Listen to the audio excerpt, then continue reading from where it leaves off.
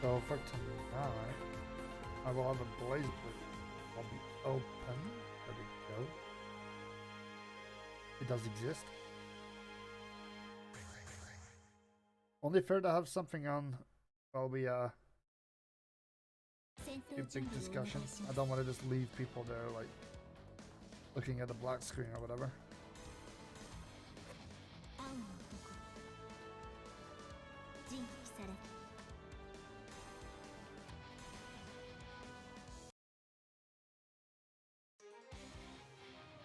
The game audio is working. He says as he tests things. Okay. Ooh. Okay. There we go.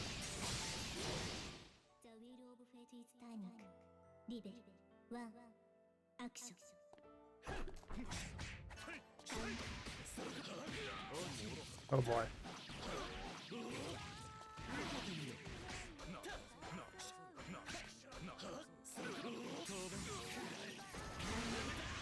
Nah, I'm done with that.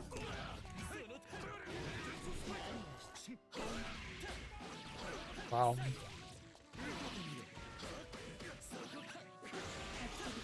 Fair enough.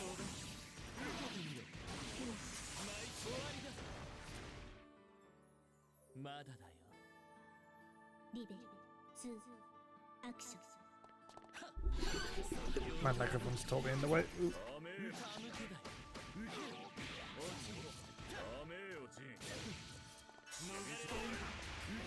Oh my god. Oh, I'm dead. Nice.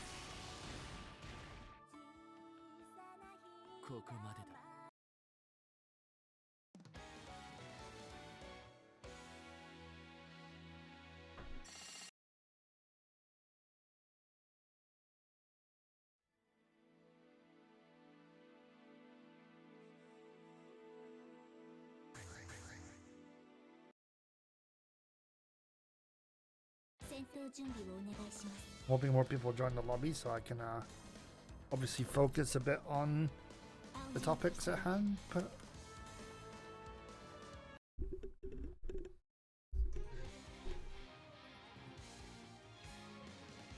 Product has played like a lot of matches. Damn.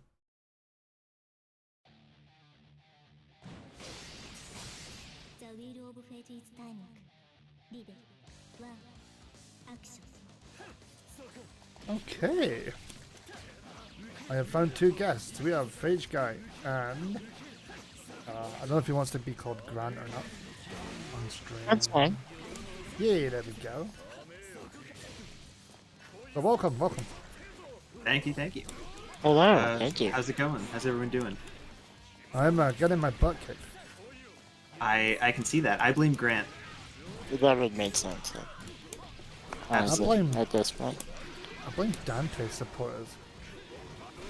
God damn. Or Dante players. They're just the worst, aren't they? Not even an MVCI. Still eating cereal with a fork. Oh no.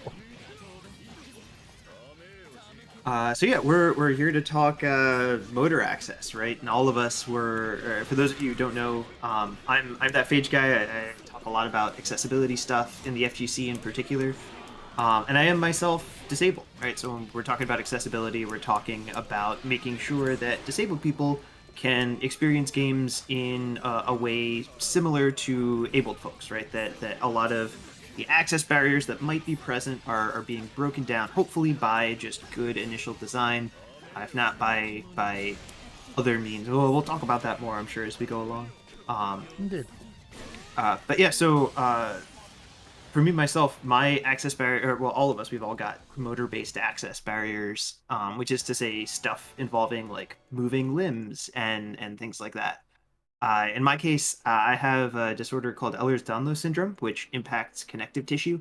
So all my joints are extra loose, and I struggle a lot with strength in my extremities, and things like button mashing are really painful and frequently impossible for me.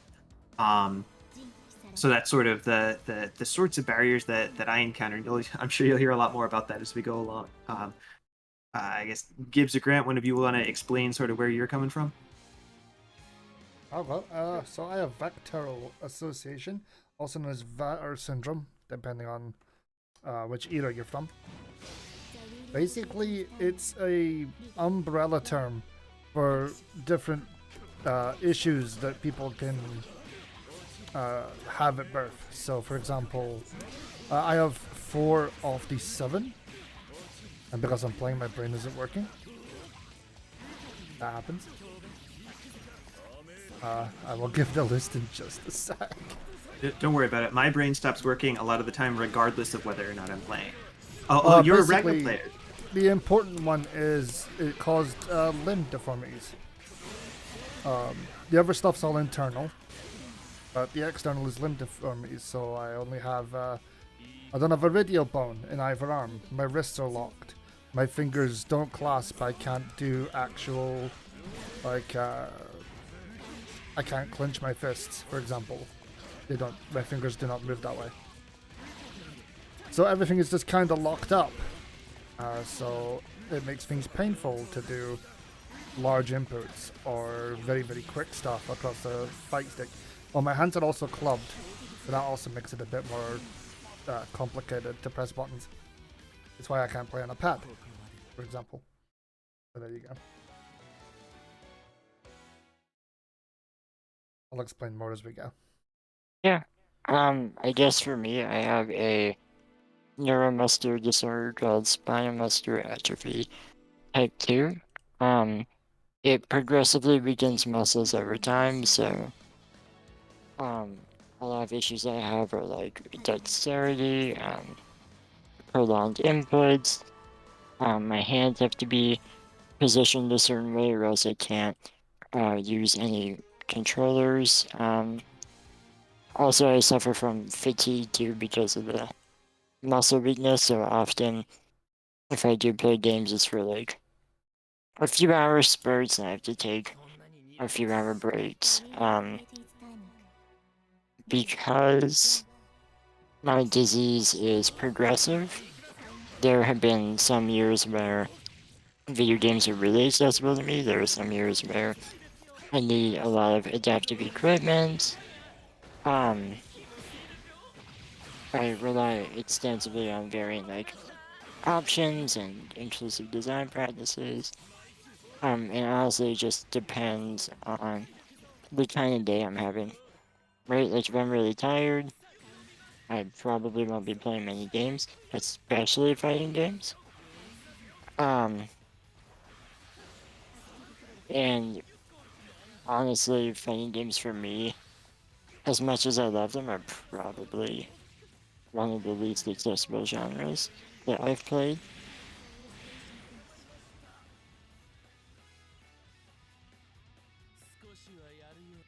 You want to expand on that at all? Like, what is it specifically about fighting game design that usually makes them inaccessible for your specific barriers? Oh, you're right. Okay, I thought Yeah, you were go gonna for it. No, go jump for in it. with you. Okay, Do it. yeah. So a lot of fighting games like have rapid button inputs, which I can do for a limited time, but then again, the fatigue kicks in, and then I'm sort of done for the rest of the day.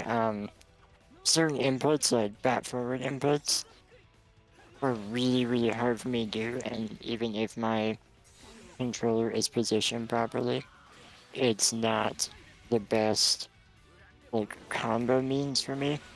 Um, Things like meter burns in NetherRealm games are pretty much exclusively off limits to me. Um, Having to do like a mid combo and then immediately like pull 2 buttons at the same time while you're doing all these other inputs is usually not something that I can do. Also, it really depends on the mechanics of the games themselves. Like, I find that games that allow you to do your own combos and create your own, like, mix-ups and juggle scenarios are much easier for me compared to games that have, like, set combos that this is what you do. And it's the same result all the time. They tend to make it harder for me because sometimes all I can do are like 1 or 2 inputs, and if I can create my own combos based off of that, it's a lot more feasible than having to rely on set inputs. Right. So just the extent to which a combo system is open ended, right? So something like Street Fighter 5 in particular, where there are very specific routes that you generally have to use for a given character, generally not optimal because there's no guarantee that that's the type of route your hand's going to be up to in a given day. Whereas something like Dragon Ball Fighters, where it's a bit more open ended, and I'm sure we'll talk about the auto combos at some point as well. That would be preferred, even though the inputs are a bit faster. Even for games like Soul Calibur, I love the Soul Calibur series. Probably one of my favorites. I think the reason why, for me, they're so open-ended is because you can often defeat your opponent by ring-outs, so you don't need like extensive flashy combos. If I just do a few hits and they keep pushing you to the edge of the map, eventually I'm gonna knock you out, which is a lot more feasible than just doing all these like ridiculous inputs and stick swings and stuff like that. Gotcha. Now, Gibbs, I know we were also talking pretty recently, by which I mean like literally earlier today, um, about struggles with inputs. Do you want to talk a little bit about your recent thoughts on that? So recently, well, in the last 2 years, I've been playing less fighting games, and it's not really because I don't love them anymore or whatever. I can still very much play anime games, but when it comes to Street Fighter, King of Fighters, anything that requires 6 buttons and then to press 3 buttons at the same time, even with a macro, it's a really, really hard to get across the fight stick now. And fight sticks are the only way I can play, right? If you give me a pad, I am dead, like in the water. Without the fight stick, I wouldn't be playing in general. But it's getting a lot harder to do stuff in Street Fighter, for example, where things are very tight and I have to move, because my wrist doesn't move, so I have to, and my right hand is pointed towards the left because it's clubbed like a golf club. So it's a lot harder for me to do the inputs these days. To the point that it's painful. It's actually painful. I can play Street Fighter for 20 minutes and I'll just be like, no, not anymore, because that's just not a thing. It's not possible.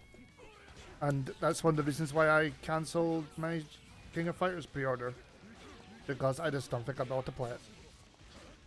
It's getting harder to do things. Anime games is easier. Gatlings are a godsend in that sense, because sure, they've got a lot of things to press, but it's 4 buttons. I have 2 macros, and I usually have 2 more buttons for like maybe barrier blocking, which is usually a 2-button process, or something else.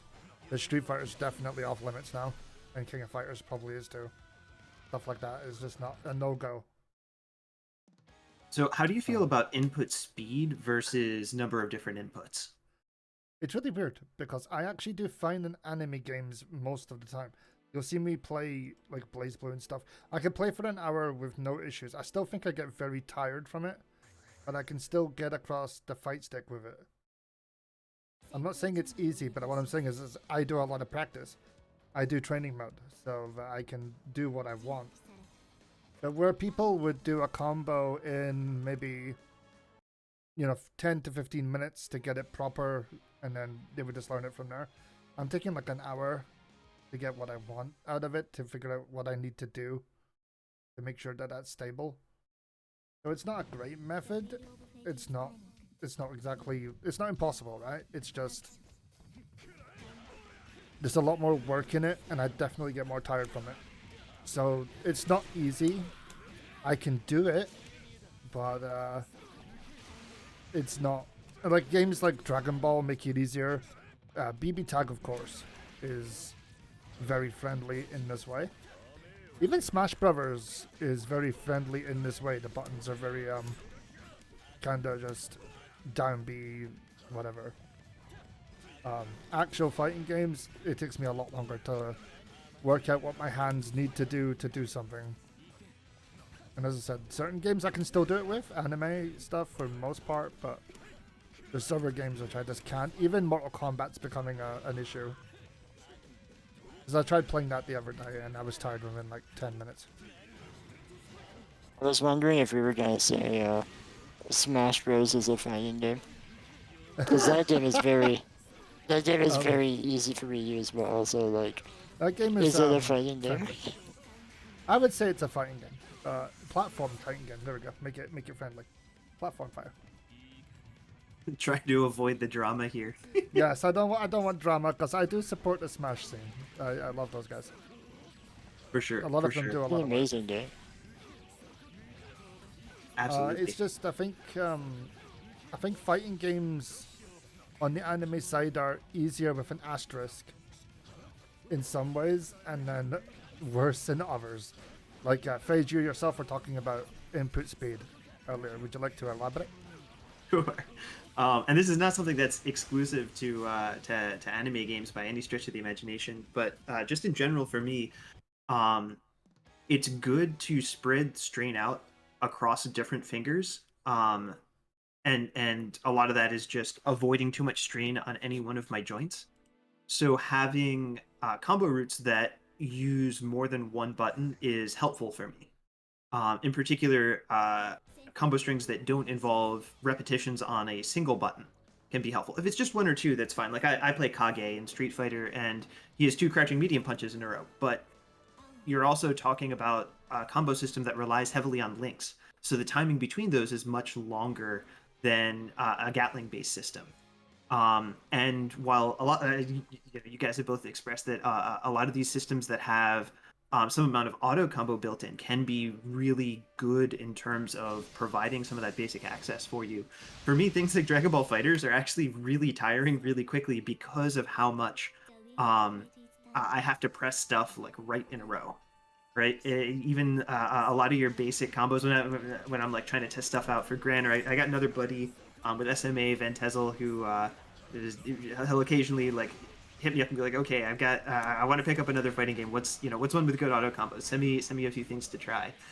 And it's always hilarious to me that like this feature that is really helpful for so many people, for me in particular, is just really rough sometimes.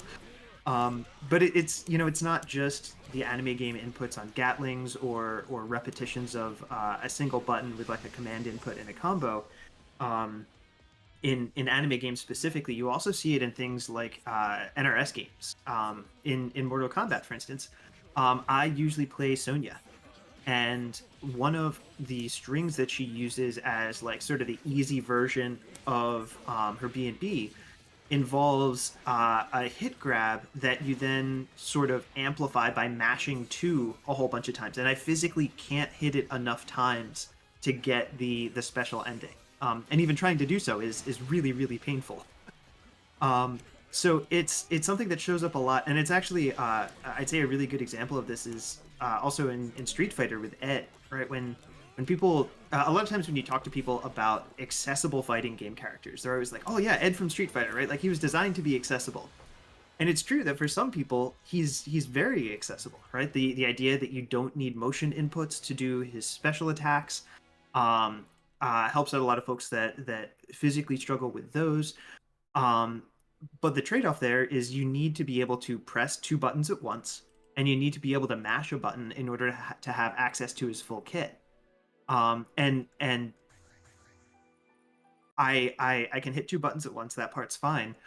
But his only safe special move involves mashing like crazy on one of his punches, and that's painful for me.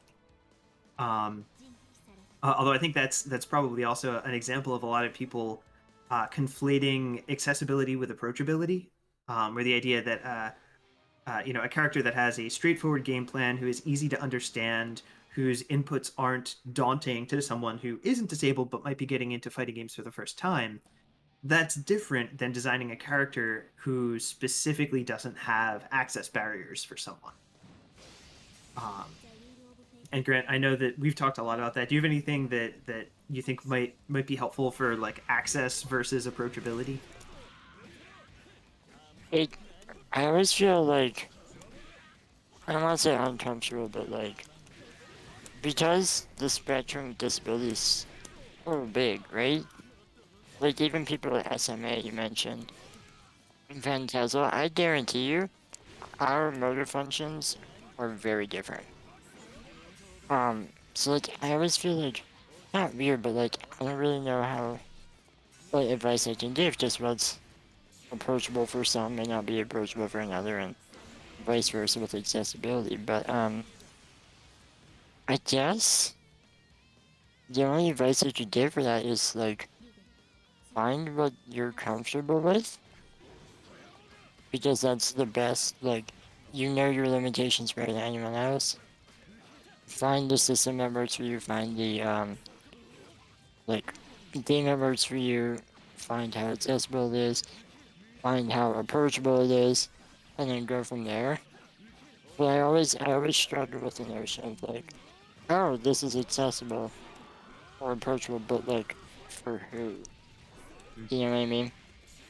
Yeah, absolutely. And like with the three of us, we've got a pretty wide range of different access barriers, but by no stretch of the imagination do we represent more than a small selection Oh, we're of tiny. the motor based barriers that folks have. Yeah. I've met so many people in my life with so many issues because I used to do a hospital trip every year to meet kids who had lifelong issues. It would, only physical, but other ways too. And the amount of stuff you would come across that you don't understand yourself is massive. You'll meet people with all sorts of issues that I never felt quite right talking to them about their specific issue because I never understood it, but from a general point of view, you could say like, oh, I could understand why this is hard because you can relate to it in a way. So it's always been that way for me, where I realized that like you can't just lump everyone into the same boat.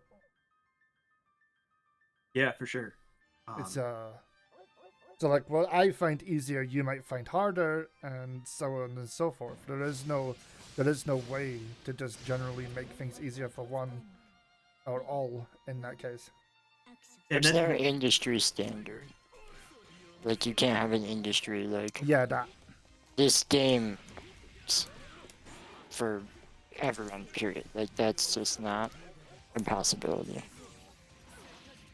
and I'll bring this back to fighting games in just a sec, but that's certainly it's a concept that I know Grant is really passionate about, having recently, all on his own with no help from anyone else, restarted the difficulty discourse around Soulsborne games. Listen. I am this close But to a lot of just the, screaming into the void. This close. You can't see my fingers. This close to just screaming into the void. but a lot of the same concepts that come up there are also relevant in fighting games, right? People sort of coming up with this own idea of what they think someone is advocating for, and then attacking that straw man. Right, okay.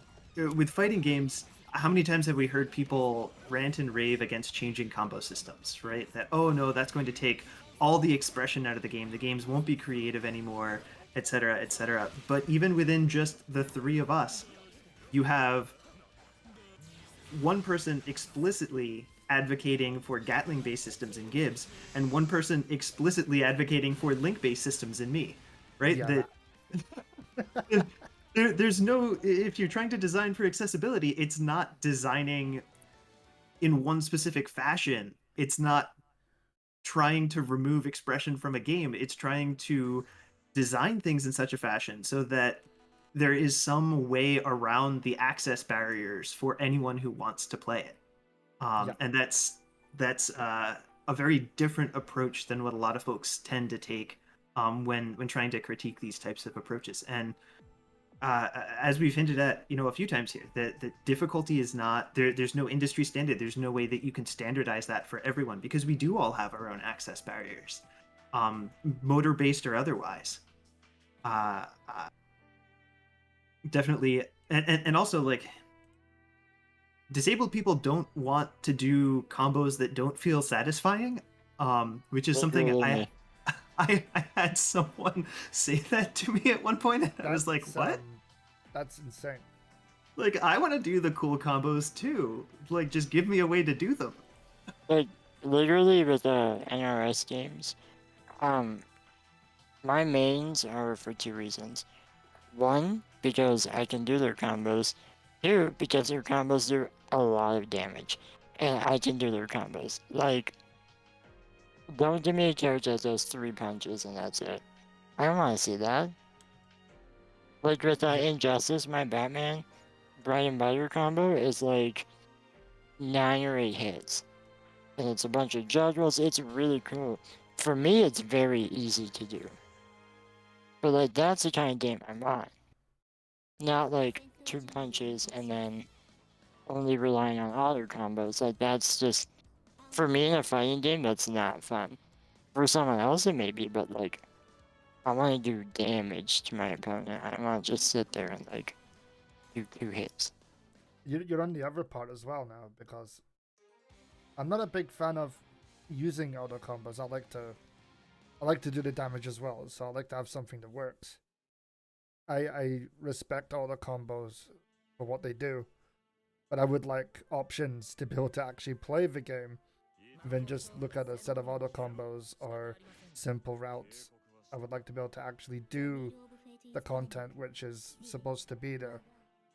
And that's a hard sell on some things at the moment. Yeah, and I think that there are games that are trying to sort of tackle that, the intersection of those concepts, right? You Arxis with Dragon Ball Fighters, where you do have extensive routes that are possible just with auto combos, but to optimize them, there are specific command inputs that you want in there, right? And links off of specific special cancels in the air for some of the corner loops in particular. Type Lumina, which I think in general is maybe slightly more reliant on the auto combos. But again, a situation where a lot of these routes involve really tight links, or command normals in very specific spots. Not to say that it necessarily feels good, but it's something that we're starting to see, and I don't know how much of that is an access-based thought from the developer, because like you haven't really heard them talk about accessibility as a reason. I don't for think it very it much. is. I think it's more of a appeal to a bigger audience thing. Yeah, and it's just a byproduct of it. And that has been explicit from Arxis, right? With both Dragon Ball they've Fighters. actually said that, yeah. And Grand Blue as well, right? Where they've said, look, we want to make a game that's not intimidating for someone who's coming from a gacha game, right? We want them to be able to pick it up and feel like they can do something cool. And that is a situation where, we talked about accessibility and approachability not being the same thing, but they do sometimes intersect. And I think that's probably an instance where we see some access features being included because they're just quality of life improvements for a lot of people. Yeah, that. So while they're not directly layered on top of each other, they're very much skirting the edge of what would be useful to people who have disabilities in some ways. Mm-hmm. So Absolutely. easier inputs, a longer input buffer, just stuff like that. Even just like Grand Blue's simpler inputs, you do a little less damage, but you can still do all the moves. Yeah, like that. That's amazing. Absolutely. And it's worth noting that, like, we're talking about combo systems here, but of course, accessibility is something that to be considered in the neutral game as well. And, for sure. And, things like dash inputs, the inclusion of an explicit dash macro in Guilty Gear Strive is fantastic for me. And also keep in mind that when folks are critiquing combo systems for lacking creativity, a lot of times they're not considering the creativity that's necessary in the neutral, or that's included in that system as well, or the accessibility for that matter. So we've been talking about like a whole bunch of different games, like some specific things. I'd love to hear from you guys what your favorite fighting game is and how you play it, how you make it accessible to yourself, if you can. I'm just an anime player, so I don't really have a favorite game. I guess it'd be Guilty Gear Rev 2, and then BlazBlue. Now, both of these games are not friendly to me. I know that, but God, they're damn fun. Like this game doesn't have auto run, and you have to do a lot of super jump inputs and all this. micro dashes and stuff. This game is invented that way. It's taken me a long time to practice getting them down and getting my hands to agree to it. I can't play very many characters. I play Ragnar in this, I play Sin in Rev 2, and arguably I found Rev 2 easier for some reason, even though in some ways it shouldn't be. So it's a strange thing for me. When I was younger, I used to play a lot of Street Fighters, so you can tell that the taste didn't change because of that. I still love Street Fighter. It's just I can't play them, not the way I want to, which is really unfortunate. Street Fighter 5 would be my favorite game in another universe. The character choices that you've made, are those based on the inputs that the characters have, or Yes. it's just okay? Okay, other than Sin, that one breaks the rules. Every character I usually pick is what everyone calls the Shoto. So like the pro tag, right? The character with the DP, long range, and reasonably simple combos, typically. And is that I because always play someone who's a bit easier on the roster than others? I wouldn't play Kagura, for example. Because charge inputs do me in. I was about to ask, is it because you can do quarter circles and DP inputs, Yeah, and that answered it for me?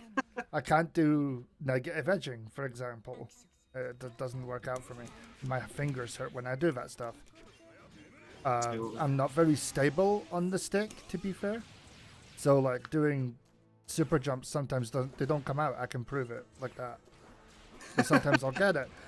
Yeah, the game's on. I can use it as a visual trait. So I play characters who are typically considered easier than others. The characters that are meant for people who are starting a game usually, if that makes sense. Because the execution barriers are lower in a way that specifically provides access to you. Yeah, that. And I want to They're very much emphasize, built that way. again, that it's not necessarily low execute, right? Like the combos we're seeing you doing here are not someone who has never played fighting games would pick this up and be able to do it right off the bat. It's that for sure. you're choosing barriers to break down that are actually feasible for you. Yeah, so instead of spending like an hour on negative edging and killing my hands entirely for 2 days, I'm doing inputs which are, after an hour, I can actually do something, if that makes sense. Absolutely. I'll still Grant, be tired, but not as bad. Grant, I know you've already talked about your Batman a bit. Is Injustice your favorite game? Oh, we may have You lost might be Grant for a minute. AFK for a sec.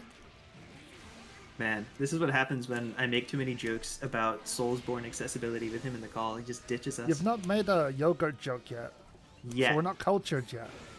not cultured. Oh, We've wow. not been cultured. Nice. Well done. So I guess I'll just talk about me for a second. So my favorite fighting game of all time is actually Marvel vs. Capcom Infinite, which I know lots of people will find controversial for any number of reasons.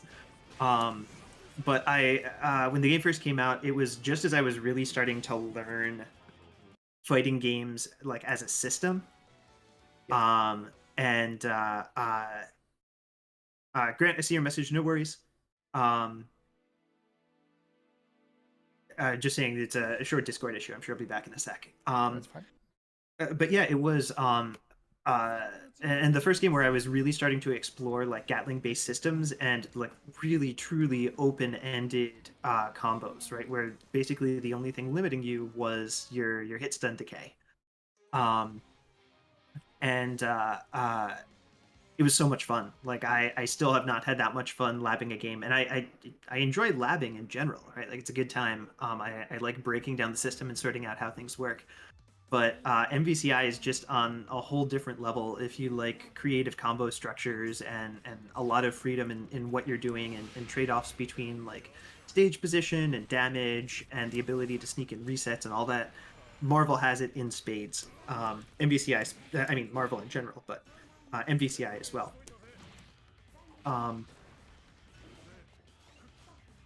And unfortunately, I can't play it anymore. The input speed that's required, even for basic combos on just about the whole cast. I mostly played Captain America, Paired him with a few different people, mostly Gamora, but Cap was really my main. Cap Power Stone, which like if you played the game, you know that's like trending towards like maximum gorilla, and just like lots of time in between inputs, lots of different combo routes. I can confirm basically any stray hit into a Power Stone and extend the combo from there. But even with that, the inputs required for both movement in that game and any sort of extensive combo, a lot of button presses adding up really quickly for my hands. So it's gotten to the point now where pressing buttons at that speed, even to do like your basic B&B, really quickly gets both tiring and painful. And I guess about a year ago was the last time I really tried to play it, and I ended up partially dislocating 2 of the fingers on my right hand. So it was like, okay, it's time to just leave this be. But that, again, not necessarily something that was based on access, right? When I first started playing, I didn't even know what my disability was. I hadn't been diagnosed yet. And I knew that sometimes my hands felt a little funky, but it was a very different set of symptoms that I was dealing with at the time. Which sucks. I'd love to be able to go back and still do some of that stuff again. But just the input speed on a lot of the cancels was too much. Yeah. So you've already mentioned like King of Fighters generally not looking like it's going to be accessible for you anytime soon. Yeah, What about Dungeon Fighter? I'm buying DNF for sure. I played the beta, and it was hella fun. And it's not that hard. It was actually a lot easier than most of the anime games I've played in recent time. Funny mechanics though. Like a EMP meter very and different stuff. type of game. Yeah. But I'm kind of fine with that at this point. So which character did you end up playing during the Oh, beta? the Dragon Knight girl. Nice. Yeah. Definitely not a charge character, so No. fitting the archetype. If you ever make me play a freaking charge character, I'll play Cry. All right, here, folks. Do you want to make Gibbs cry? I'd be hella Give him a sad. charge Oh, character. no. So this is something I didn't mention. You mentioned dislocating 2 fingers while playing fighting games. I have a pin in my left arm for my elbow because my elbow doesn't exist. A medical pin, which allows me to have a range of movement. And if I play fighting games, sometimes it's unlucky, right? Just like I'm unlucky, but I will literally pull my arm and I will lock it in place, and it will become extremely painful for days. I have to lie on top of it with a pillow on my arm to unlock it a lot of the time. Oof, that's rough. Yeah, most of mine are a bit more transient than that, right? It's like it pops part way out and I pop it back in, and it's like, okay, I need to stop doing that, ice it a bit to keep the inflammation down. But I thought I'd mention that as the just an extra because I can't hurt myself while playing. I've done it so many times. yeah, It's yeah, not fun. understandable. Even on top of tiredness, like that's like the worst thing that can happen. Like I'll just wreck my arm for like a day or so. When it's literally either locked, like curled, and I can't like straighten it, or it'll be stuck straight, and that is really bad actually. Yeah, I mean that affects independent of fighting games, right? That's just like general quality of life Yeah, issue. that affects my life for like days. I can't use a fork and stuff because it's the arm which is my dominant arm. So, because like I've got 3 fingers on my right hand, so it's useless. That hand doesn't do any work ever. Definitely want to make sure that you're playing games that are not going to drastically thing, impact your because- life elsewhere. That's the thing though, because it doesn't matter what game I'm playing. I've done it when using a Switch controller and playing Mario Kart. Gotcha. So just It's like a random completely thing. random, and just there's no way to really prevent it. I just So have then to live with it. the takeaway here is we have to make sure we continue to make games that are good enough that the trade-off of that happening remains for you, right? Yeah, pretty much. Like, if fighting games weren't as fun for me, I'd just be like, no thanks, I'm out. Yep. Yeah, I'd absolutely. be like, no, I'm not putting up with this for X, Y, and Z pain. Mm-hmm. Yeah, I think that's probably the same for you, right? Like, I was going to say, I think that's something that you hear a lot from folks with motor disabilities, that pretty much anything we do is at least a little bit painful, right? yeah, And pretty so much. but fighting games with all of the inputs and the practice that's required before you can really feel good about a lot of what you're trying to do in the game. It's you got to make sure that the investment of both time, well, not both, but time, energy, and pain is worth it. And a lot of people don't find that to be the case, right? And that's something that might change as we see shifts in accessible design, right? Where people have more characters that they can play that don't cause them as much pain. It may be more feasible for them to consider that trade-off worth it, but we've both identified games that we would love to play, but it's too painful or too tiring or both. I mean, Street Fighter V is a game that, by all accounts, I grew up with that series. I should be playing it. But it's just not feasible. It's not a thing. And that's, I just want to make sure I'm remembering correctly, that's due to the number of different buttons required, Yeah, right? pretty much. It's the Yeah. different buttons and the timings. They both do me in. Gotcha. Yeah, and that's always something that, like, the Link versus Gatling system debate, right? It's always such an interesting one to me because most of the folks that I talk to, who are disabled, with motor disabilities specifically, and this very well may be just a bias of who I happen to have chatted with, tend to say Gatlings, right?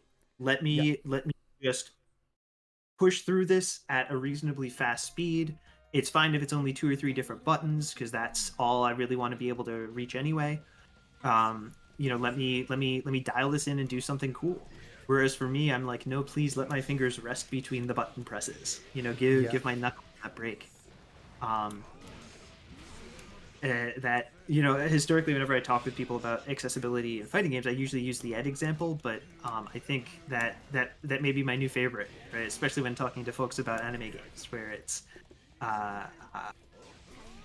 two very distinct systems, both of which have their own approaches to creativity and expression and competitive play, but drastically different access barriers for folks with motor-based disabilities. I find it interesting that if Gatlings didn't exist, as a strange discussion, right? If this didn't exist, I wouldn't be playing these anymore. That's like a weird thing to realize. Just because that many links would be too tough. Yeah, or I'd still be playing, but I'd be suffering. Yeah, if you know what I mean. So like, it's a weird thing to realize that that's a thing that's happening now. I mean, it's not just fighting games, right? Mm-hmm. Like, there's many games. Like, I used to play a lot of Mega Man stuff. I used to mash the hell out of Mega Man X. Now I can't even mash. Yeah, I just went back to Devil May Cry 5 and was surprised that even over the past couple of years, like, my ability to hit some of the speedier inputs for some of like the special combos and basically like the target combos they have built into that game, right? Was drastically decreased in that I was playing like one level and my hands were already toast. But it's definitely true that it's not just fighting it. We were talking earlier about first-person shooters, right? Yeah.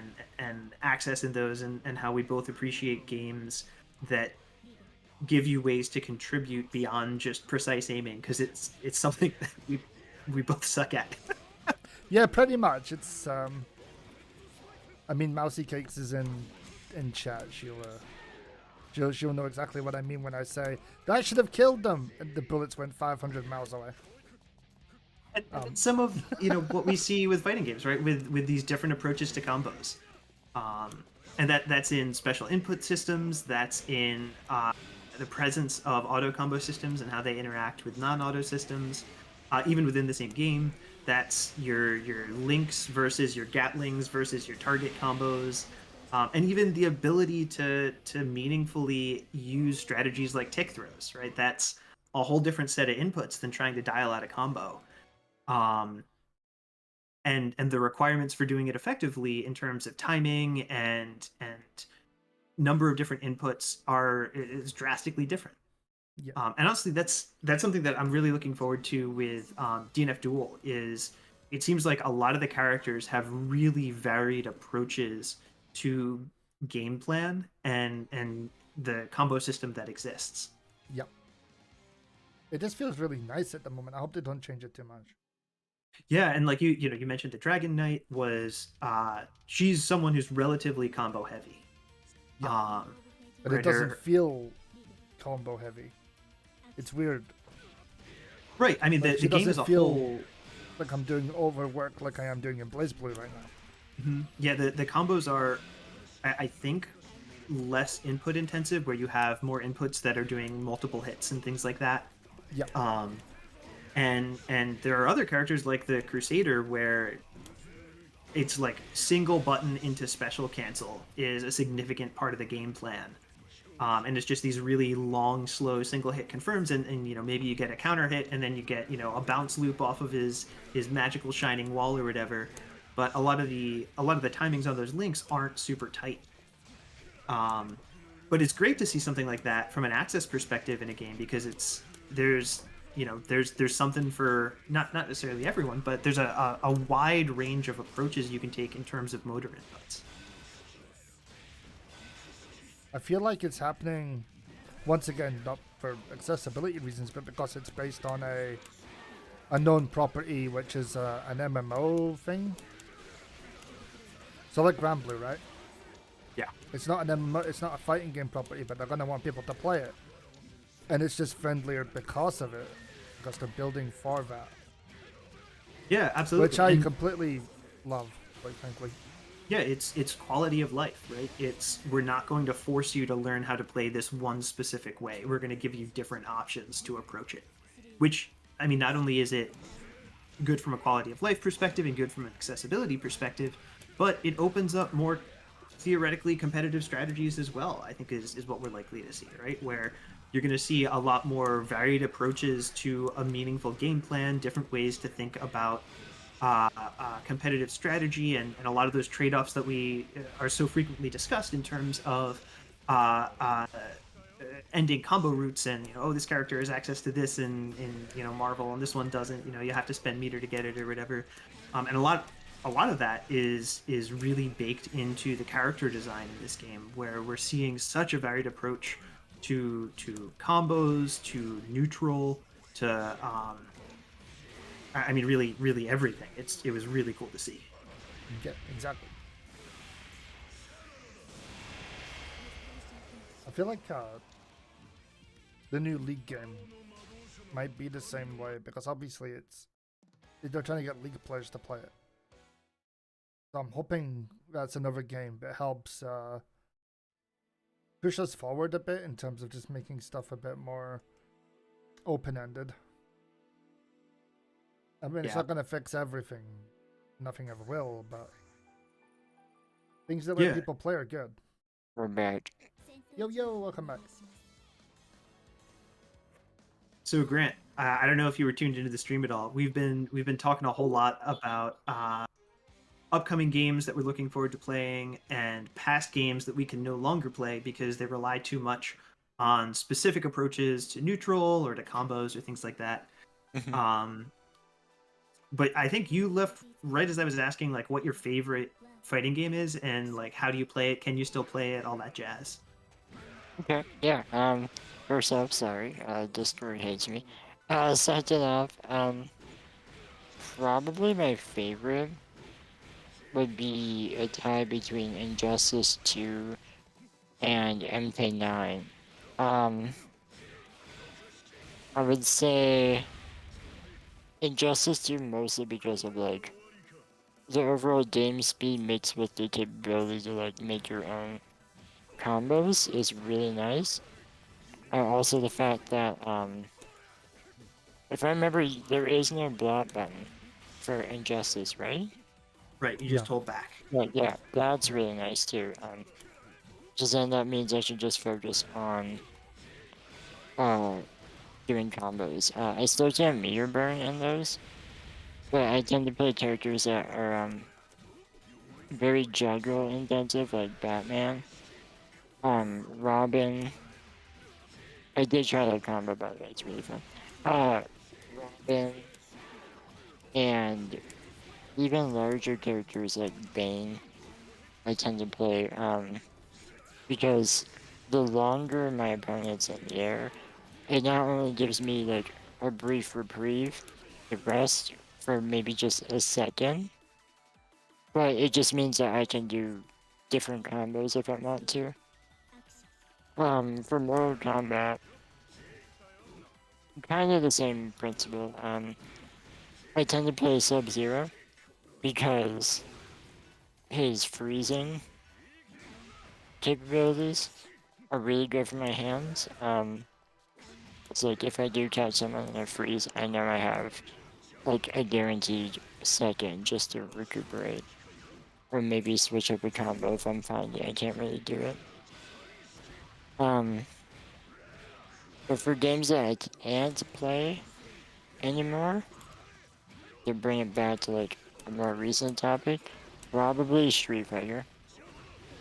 I know we worked so hard to like, try Okay. out different combos, but honestly, the overall game speed throws off my like way that I do inputs. So I think faster games are better for me, not like ridiculously fast games, but like enough where it's consistently fluid. And for me, Street Fighter is just a touch too slow. Where like if I'm doing like a combo with Batman, for example, I know like the speed of the inputs, they're the perfect speed for me to rest my hand on like delays at spots like A or X, right? Mhm. But for Street Fighter, it's like you can't really button mash like you can in those games. And I found that button mashing, not like full on slamming buttons, but just the speed of it is a lot better for me. This goes back Because, to. I think what you're describing here is the concept of normal cancels, where you just sort of dial in a few inputs and you don't have to be yes, super precise. Yeah. yeah, This was actually one of the things that Gibbs and I were talking about, where games like BlazBlue, actually, that's what he's playing right now on stream, have this type of Gatling-based system where buttons will have specific other buttons that they go to, and you press them just in order, and you don't have to be super precise with the yes, timing. And NRS does that in like short segments, right? It'll be like, oh, these three buttons, and then you look for the juggle, and you have to time it with then these next three buttons to continue the combo or whatever. Whereas Street Fighter is much more link based, where it's okay, I yes, press this button, I have to wait until the recovery has ended, and then I have a 3-frame window to press the next button in order to make sure that it hits my opponent before they've come out of hit stuff. yeah, I found for linked combos for me, like, if I'm doing a combo, if I can just execute it and be done, versus having to press and wait, having to press and wait, that makes me a lot more physically tired. It makes my wrist hurt. Because the way I play, like, my palm on my right side lays over, like, my thumb region lays over the two buttons that I primarily use. And if I can just, like, mash relatively quickly, get it over with, and go, but if I can press, wait, press, wait, I find that I usually get tired a lot faster and just combo done. Yep. You Yep. bring up mashing, and that's something I actually do, and I'm doing it right now. And it's because anime games only take the last input it reads when the action needs to be done. So I can mash all day, and as long as the right button was the last one, I will get it. Which other games like Street Fighter just don't have. Mhm. which Yeah, would be for really sure. nice for some people. Just in general, it'd be nice for me. Yeah, yeah, What's It's absolutely. going now? it's funny too because Soul Calibur is very link based, but a lot of the like very short combos do either a lot of damage or they're juggling or it pushes your opponent toward the edge. So I may be doing like a 3 input, but it either does like 15% damage, knocks him back enough where I can rest after, or it pushes him off the stage I end up winning. Yeah, So I find that in those cases, if there's like environments I can interact with, like to win the objective, I can do link-based games. But other than that, I prefer just fluid three-player combos. Yeah, and that's almost a variation of what we were talking about with DNF Duel coming out, where all the characters have such drastically different approaches to gameplay. But in the case of Soul Calibur, rather than it being explicitly like, oh yes, all these characters, like some are really link based, some are cancel based, some have extended combos and really fancy movement options, others are slower, but their buttons cover more or whatever. Um, it's the game is specifically designed so that you can approach winning a round in an additional fashion beyond just knocking out your opponent by hitting them a lot. It is knocking them out by knocking them off of the stage. Mhm.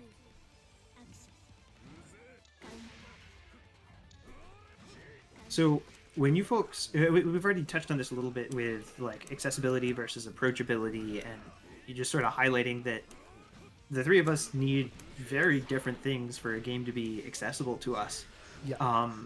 What are some of the other misconceptions that you hear about accessibility in fighting games or with inputs in general, like either way? The biggest one was obviously the one that was trending a couple of months ago, which is inputs equals skill. The amount of inputs you're doing and the amount of delay timing and stuff you're doing equals your skill level. I don't agree. I don't agree with any game where you push like 100 buttons means you're better than somebody else. Sure, it looks cool. I'm not going to say it doesn't. Well done. But I don't think pushing 100 buttons to do 15% damage is very fair on your hands in the first place. So it's a weird one where, I mean, they had it in Dark Souls too, right? Where people were saying that they were having trouble pushing buttons or like doing stuff, and it was just like, no, that's not a skill issue. It's people struggling with it. It's not to do with skill. It's to do Yeah. with the option of actually being able to play. And I mean, fighting games, I think we're kind of lucky that we don't have this a lot. We have it when a game comes out where people are like, it's going to ruin creativity or whatever. Every time. I mean, it's because I'm people foaming at the are so mouth. used to doing these inputs, right? I get it. I totally get it. But at the same time, just because a game plays like Smash Brothers doesn't mean you don't have expression. As an Absolutely. example. I mean, you've seen Smash Brothers. That game's nuts. And Yeah. it's literally a direction and a button for most stuff. Unless you play one of the fighting game characters. Yep. So it's kind of, to pardon my French, it's kind of bollocks. That's not French. Yeah, no, it's not. It's British. We all know that. But it is bollocks. It is. It's nonsense. And it comes up a lot. And it's weird. Absolutely agree. Grant, Hey. do you have you finished cleaning up the foam? It's just everywhere at this point. It's a real problem. I think conversely, the misconception, because like I write about accessibility for a living, right? That's what I do. So I've interviewed a lot of disabled people on what works, what doesn't work, and I think one of the things that really like, the more I've learned about accessible game development from interviewing developers over the years is the thing that angers me is people think, oh, this game features this option, right? It's fully playable. And that's a common misconception that many have in the industry, where if you feature X, Y, and Z, your game is accessible. And if you don't feature X, Y, and Z, your game is a failure. And I think that's really goes against the unique nature of being disabled. Mm. Right, like for me, I rely on customizable controls.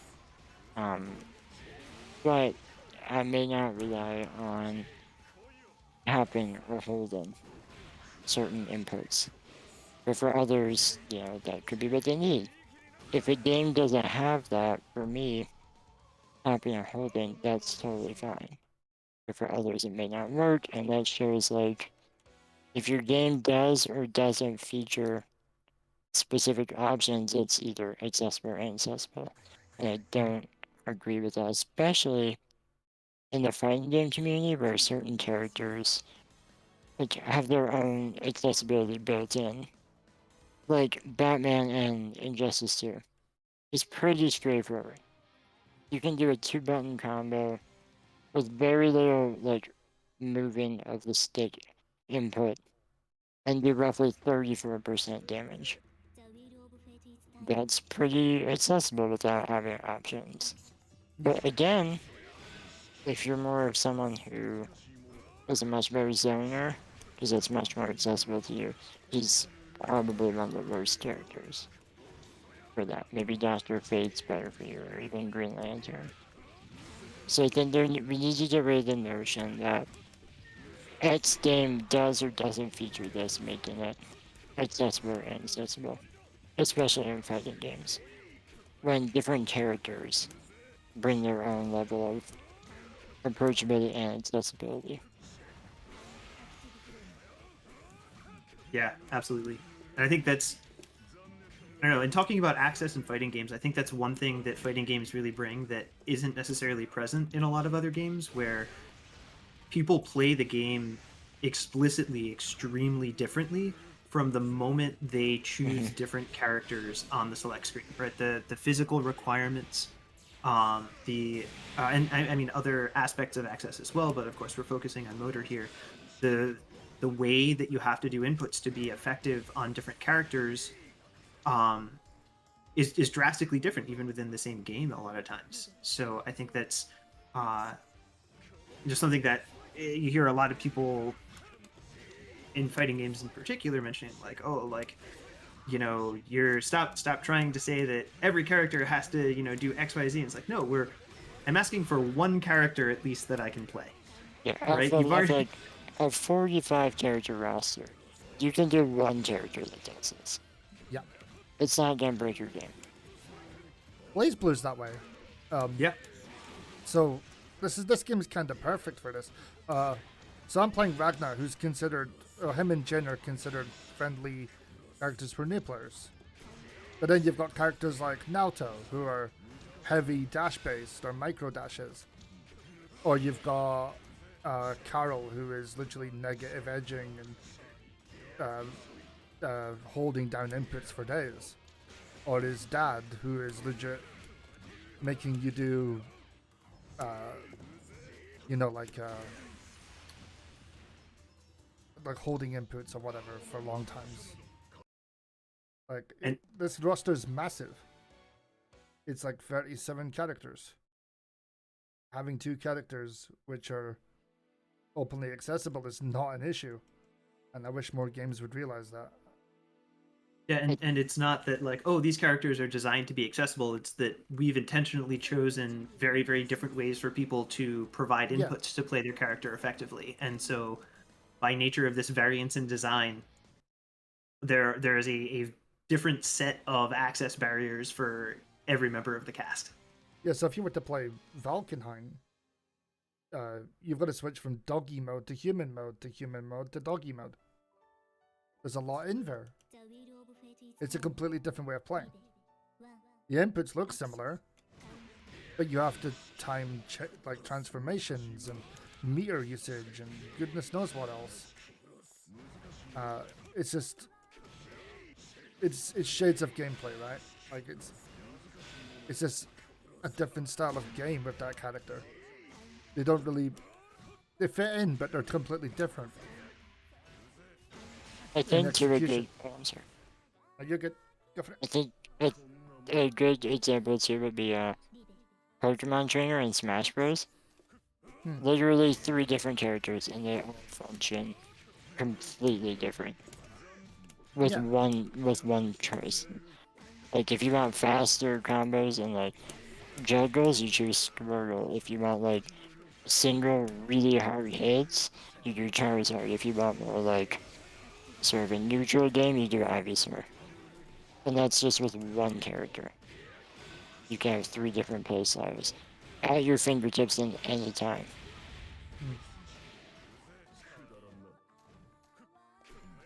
I think a lot of people just don't realize that like character variation, hard or easier or whatever, is actually just a good thing. Like it gives everybody options. It's like League of Legends and stuff. Like there's characters for everything. Yeah, Not that sure. I can play League anymore, but Yeah, I'm whatever. I'm Can't the play same that way game with. anymore, but You know I used to be big into Dota, and I can't really do that. Haven't been able to do that for a while, just because of the speed and number of mouse clicks needed. Not to mention precision. so I was playing Final Fantasy, as you know. Mhm. That game started frustrating me while I was playing because I just can't get across the keyboard that quick anymore. Yeah, understandable. So that's another game which is not an option at the moment, really. Yeah, that game, like, I always feel weird whenever people are like, Final Fantasy 14, the most amazing game ever. I can literally play one character, and I can't even do that well. Like Black Mage, that's it. And I can barely do my inputs fast enough during, like, DPS checks and things. So, folks in chat, I think we're planning to wrap this up relatively soon here. Does anyone have any questions that they hit would us like with us to questions. answer? Accessibility related or otherwise? You can also for instance- target somebody if you have a specific question. I was going to say, for instance, you could ask Grant about his favorite type of yogurt. Lemon. Or about And yeah, difficulty I'm in very Dark proud Souls of you. games. You went a whole hour without bringing that up. Well, that's true, but I Very did. proud of I you. actually made the joke earlier, but he didn't bring it up, so we're not You cultured did? yet. I said was. he's not bringing Oh it up yet. no. So I said we're not cultured yet. Well, I had to do it. never mind. I'm Brilliant. not proud of either of you anymore. But Grant, we did have active in chat calling you out with the yogurt themselves, and also I did make sure to clarify that Discord having issues was 100% your fault. I So we ignored still that specifically. I see it right there. we I'm we just got the ignoring memes in. We got the memes in. So Mousy Kicks a while ago said, not necessarily fighting games, but I've had to quit so many games, one being League, because my arm just can't compete with the speed. And yeah, definitely. Definitely something we just touched on a second ago even. Those sorts of games for people with any kind of issues, they require very quick thinking and then button inputs, and it just doesn't work after a while, really. Definitely noticed that for myself at least. Yeah, for sure. For sure. Yeah. The only MOBAs that I can play are Smite, because you can just hold W the whole time. You don't need to like rapid click anything. And Pokemon Unite, because Yeah, that I think game. Pokemon might be the one that I think is the friendliest. Yeah. It's great. It really is. There's so many good built-in inclusive design practices in that game for motor disabilities. It's probably one of the best, if not most, accessible. May I say it? MOBAs for physically disabled people. and it's free, so like you don't have to worry about that. Character development is expensive. How much value is there in devs using global accessibility options versus character design variety to achieve greater access? That's a good question. I think that is, to some extent, a false dichotomy. Yeah. I think it depends on design philosophy, right? Because if the philosophy is down, then it doesn't cost more. Yep.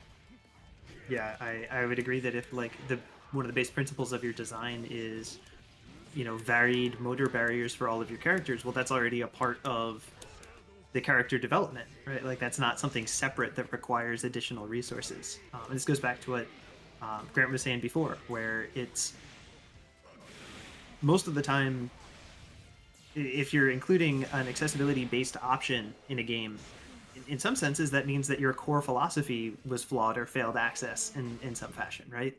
Where you should just be planning this into the base design of your game from day one.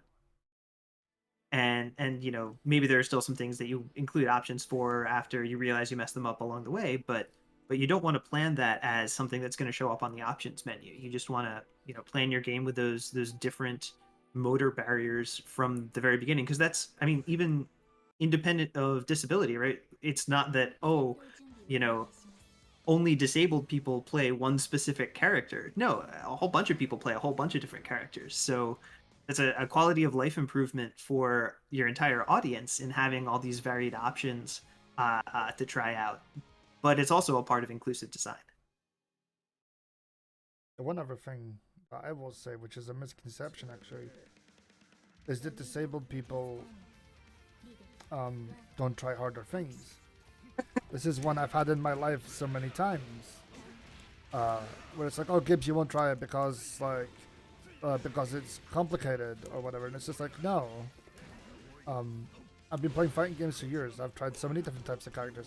I know people who play characters that they probably, whether they admit themselves they shouldn't be playing, but they play them anyway because they love them and they put in the work to learn them in a way that they can play them.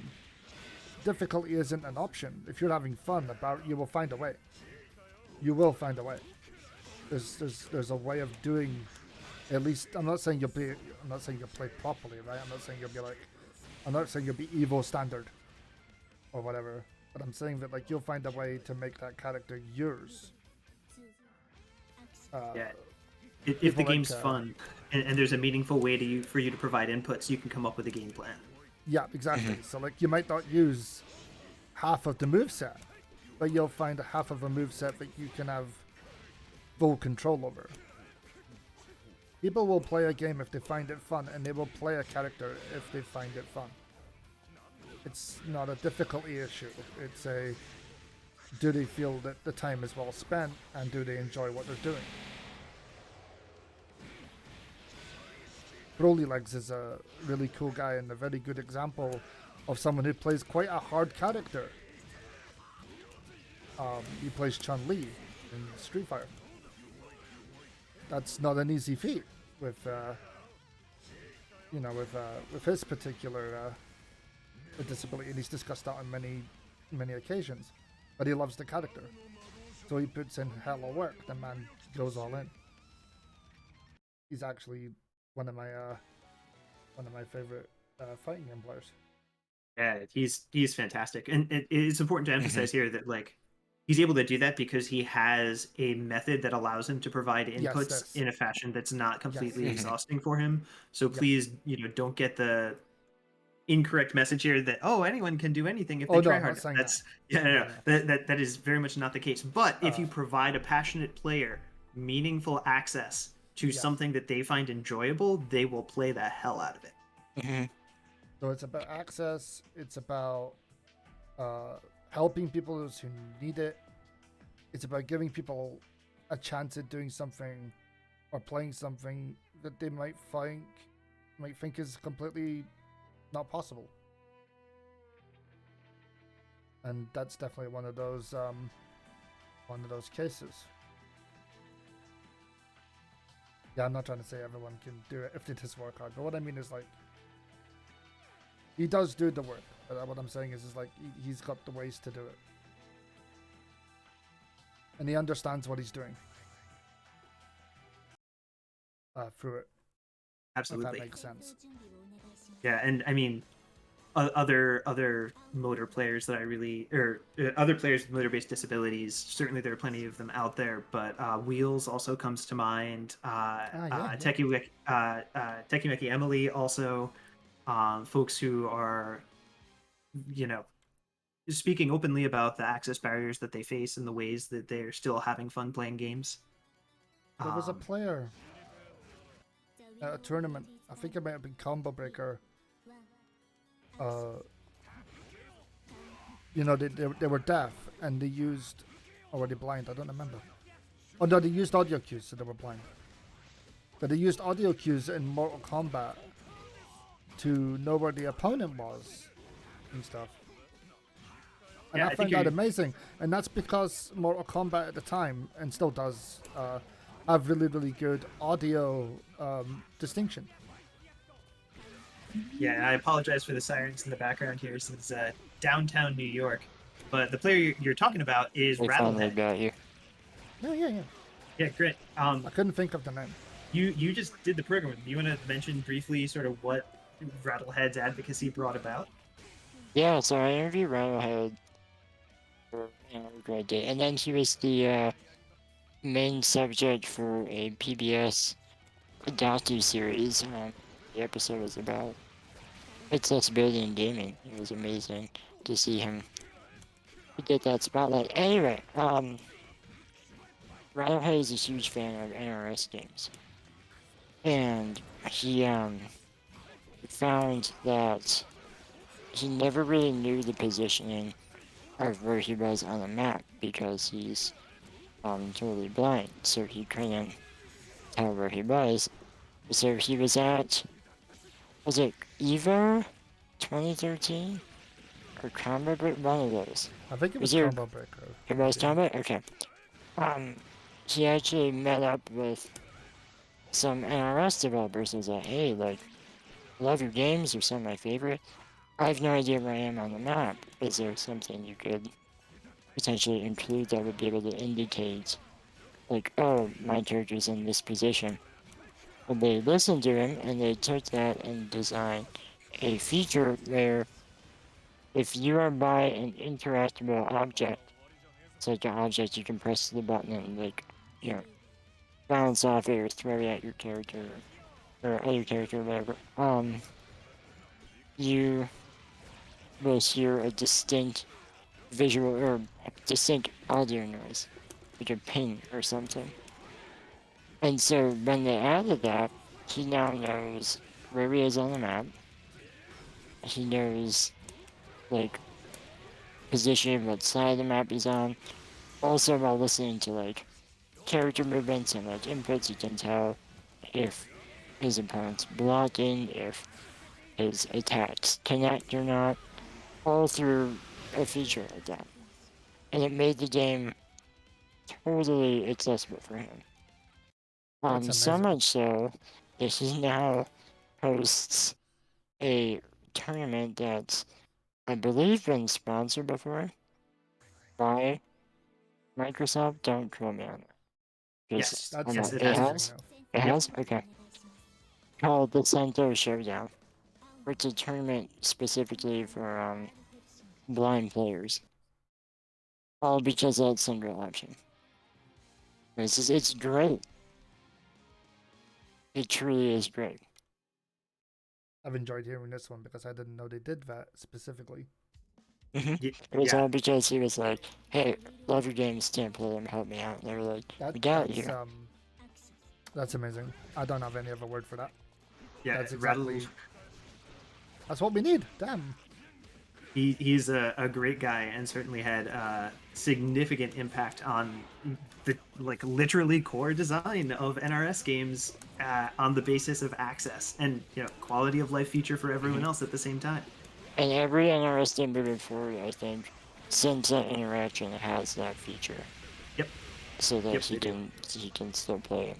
and Yeah. even just like talking with him about it increased their consciousness and awareness of other access barriers that exist, which is why you hear things like more voicing on the MK11 menus and the reading off of character names before you choose them on the select screen. Ah, That wasn't present in other games, and so it wasn't a one-off thing. It's my understanding it's an ongoing relationship where they're still trying to make the game more and more accessible. I mean, not just for him, for everyone in general. It is something that I know NRS thinks about. pops to So NRS, damn. yeah, and of course he's not the only one. We've been focused on motor stuff here, right? And there are lots of other advocates out there for other barriers, including Rattlehead and a number of others for folks who are blind. Um, Deaf Gamers TV is in the process of introducing ASL commentary for fighting games. Ah, I've been working with him a little bit on like helping getting some of that set up, but something that the community has never really had before. Like, there's been some translation, but that's distinct from someone providing commentary in their own native language. So very excited to see where that goes. And of course, other advocacy by folks like Emily and Morgan Baker on the basis of cognitive access. So really cool to see the work that everyone is doing throughout the scene. Now I know Grant has some stuff he's got to get to, so we should probably start wrapping this yeah, up. it's time to wrap it up. You folks, I guess, just sort of any last thoughts or takeaways for folks who are listening? Gibbs, I why would don't you go? say, Yeah, oh, Grant, I'm go for sorry. it. I would say fighting games are in a really unique position in terms of its accessibility with like how much they can do without relying on extensive menus and options and such. Because you have the ability to use different characters, each character contains their own combo systems, maybe some are link based, maybe some are zoners, maybe some are free flows. Fighting games are a genre which a lot of disabled people can enjoy them effectively without having to worry about a lot of barriers. Barriers will still occur, as with any game and genre, but I truly feel like fighting games are one of the few genres where a disabled person can pick a specific developer, even a specific game, and really make it their own without having to rely extensively on like options that may not even work for them. Yeah, this is what I was trying to get at when I said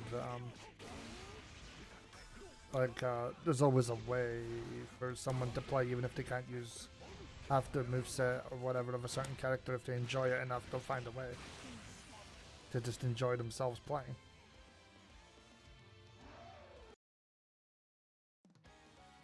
Absolutely. Gibbs, anything? I know this is something that you and I have talked about a lot, but it's not necessarily something that you've discussed extensively recently on your stream. Any takeaways for some of your more regular viewers for things they should maybe keep in mind while they're watching, or anything else? I get tired easily. I'm already tired. I'm playing because I feel bad for quitting. More people join the lobby, damn it. That's the takeaway. I've been playing for an hour and a half, and there's not been another person in the lobby yet, so I get tired easily. Sometimes I take smart. If you'll see me switch to another screen when I'm a bit tired, but I won't admit to being tired. I just kind of switch, and I'm like, let's take a 10-minute break and talk about stuff. It's more like a subtle, like, I need a break kind of moment. I don't talk about it a lot on stream because I try to keep the real world out of stream. Maybe, like, some people don't understand what I mean when I have a lot going on in my real life. I just want to treat the online as a way of getting away from my life. I don't talk about it a lot on stream. I have done a bit more recently just because of like HG came in and asked questions and stuff. And I will openly discuss it if people ask, but I don't bring it up myself a lot. It's not like I'm ignoring it, I just don't. Yeah, it's not what you want to focus on. Yeah, that. And I guess for my parting words, just thanks, Gibbs, for using your platform and having me and Grant on here to chat and make fun of each other for a little bit over an hour. You guys can use my platform anytime. This place is, it's always been, the name might be different, but the ethos is the same. It's a place for FGC and community. So, it's open 24/7, 364 days a year, because Christmas I ain't working. And I guess last words from me here before I hop off will be play MVCI, but not Dante. And eat yogurt. And eat yogurt. Yes, God absolutely. damn it. We're doing so well. We're doing Alright. so well. Thanks so I much, had Gibbs. to do it. I'm sorry. Yeah, I respect it. Take care, everyone in chat. I'm gonna hop off, and more people join the lobby. Gibbs needs more people kicking his ass. Yeah, I need more people to either come kick my ass or give me a break from kicking my ass. Whichever Right. one comes first. Thanks, Gibbs. Yeah, This buddy. is Thank you awesome. very much. Bye. Bye, bye, buddy. Yes, I am going to take a short break. I'm going to change scene. I think I've expelled myself for now. Let me. Oh, somebody else is here. Somebody else joined. Okay. I was going to change scene, but I guess I'm not.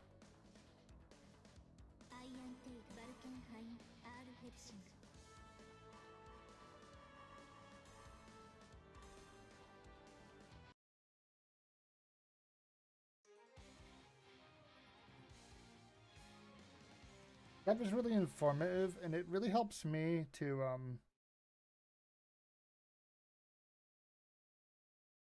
like, let me fix my thing. The wheel of fate is turning. Libe. 1. Action. Okay, there we go. Okay.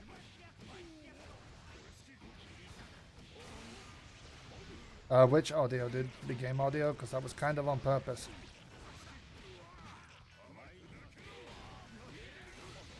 We just had like a massive discussion on actual fighting games.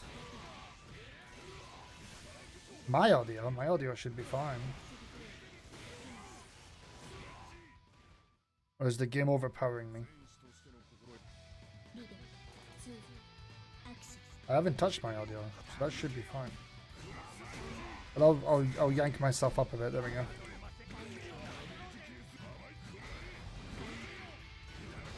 Yeah, that was really informative, and it helps me. It helps me take stock.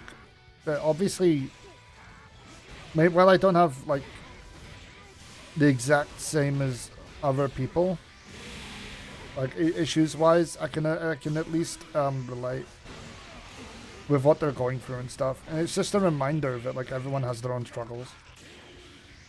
So I hope that discussion helped people, or at least gave people an insight into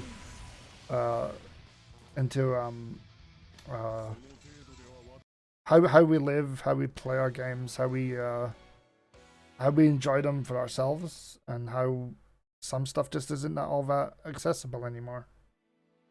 I hope that helps just a little bit. A big hype to everyone who came along, because that's not something I get to talk about every day. If anyone's got any questions for me specifically, I'll definitely take them. It was a really good chat, and like, I don't get to talk about my own. Okay, so I'm gonna start talking about me because I'm an egoist at this point. I'm the stream owner. Ha ha ha ha. No, I'm only joking.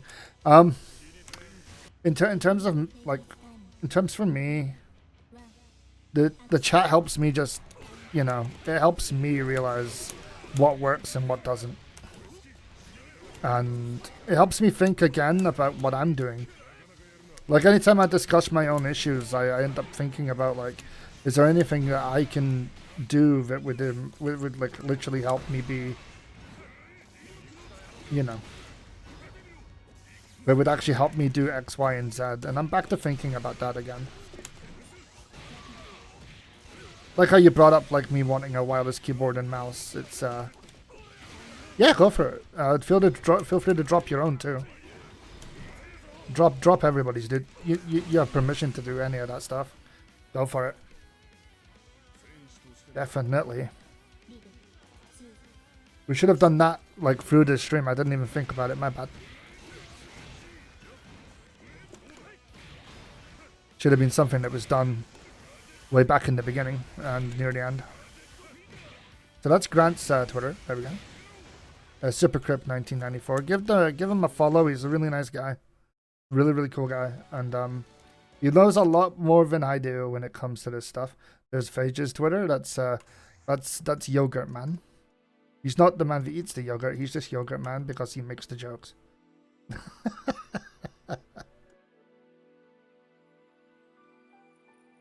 Hey, didn't realize you were streaming. Yeah. It was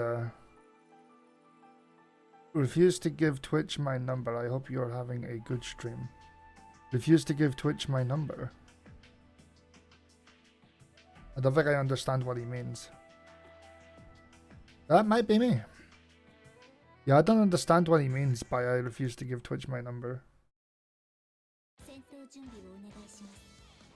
I don't know. Oh, does he mean like for registering a Twitch account? Does Twitch need a phone number now? I don't know.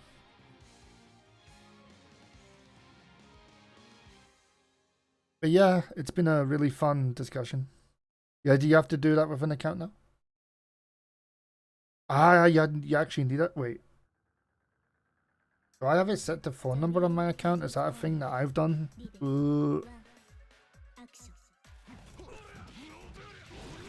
My bad. If I have.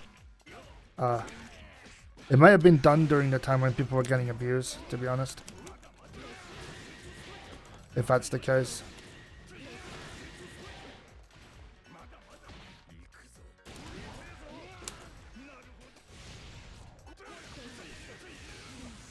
I have no idea what just happened.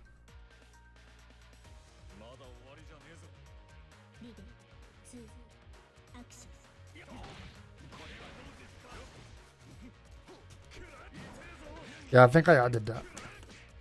Looking forward to checking out the VOD. The VOD's actually, so I gave a brief rundown of what I have, but if people want to stick around, I will discuss stuff in a bigger context. I touched on some stuff, but I'll talk about stuff in a bigger context and all that kind of thing for the first time ever. So if you're up for a serious discussion, I'll do it. Just let me finish this match.